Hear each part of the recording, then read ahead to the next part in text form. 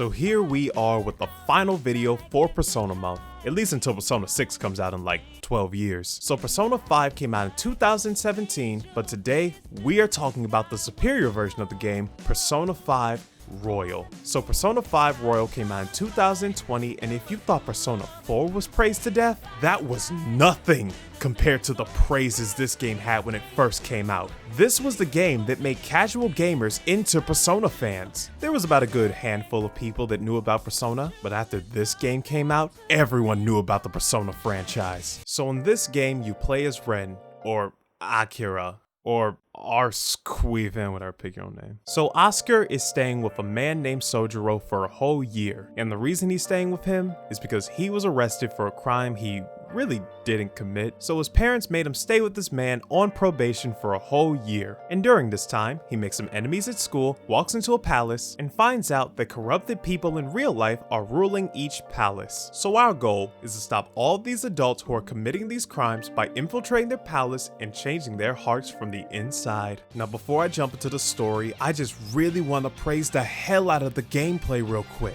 It is without a doubt the best gameplay in the Persona series, with the best areas, best combat, and also the best hub world to explore. Just exploring the areas in this game felt so much fun, and even exploring Mementos, which is basically Persona 5's version of the dungeons, didn't feel as tedious compared to Persona 3. Now I wouldn't say it was my favorite part of the game, but it was still a lot more entertaining compared to Persona 3's dungeons, and exploring through the real world made it feel like I was actually going through an open world anime. There is absolutely nothing that fills my heart more than walking through Shibuya with Beneath the Mask playing in the background.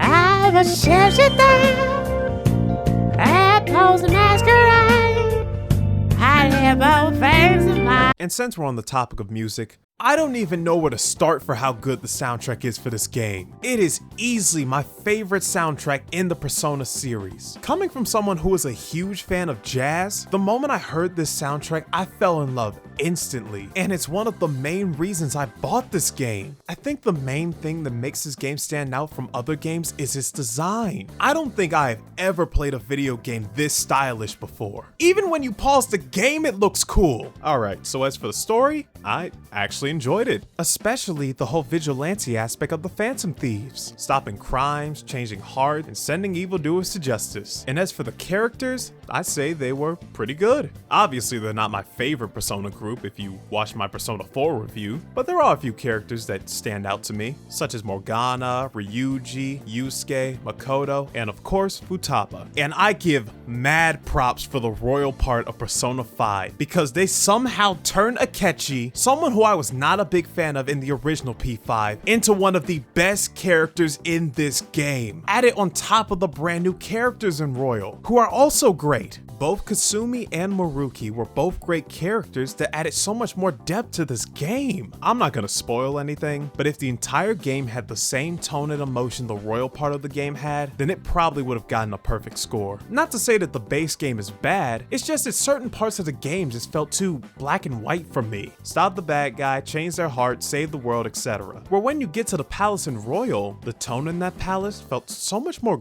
grayer compared to the rest of the game, which made it a lot more interesting. And I will say, when it comes to the social links, or confidants as they're called here, I'm sorta half and half on them. There are some confidants that I love, and then there are some that I will never do again. And I don't know if I'm the only one that feels this way, but I always had somewhat of a problem with the whole change your heart thing. In the main game, it didn't bother me like that because I felt like that was the only way to fix the situation. But the moment it bothered me was when I started doing the confidants. I don't know, I just never really felt right doing it. I felt like I always had the easy way out when it came to fixing people's problems. Oh, this guy keeps bothering you? I'll just change his heart. Oh, these parents keep harassing you? I'll just change their heart. Oh, your mother's being a bitch? I'll just change her heart. And I get it from a gameplay standpoint because without it, we wouldn't have boss fights in Mementos. But for me, I feel like it took some of the realism out of the confidants, which is one of the main reasons I prefer Persona 4's social links more. And that's also the problems I have with the villains in this game. Besides the antagonists in the royal part of the game, I feel like every antagonist in this game felt generic as hell. This is why I feel like Persona 4 had an unfair advantage, because most of the boss fights in that game were your friends, which made the fights feel more personal. But these are just minor gripes I have with the game, because at the end of the day, Persona 5 did have some great characters, enjoyable story, a soundtrack that's still stuck in my head, and stylish gameplay. So with all that said, my final verdict for Persona 5 Royal is the golden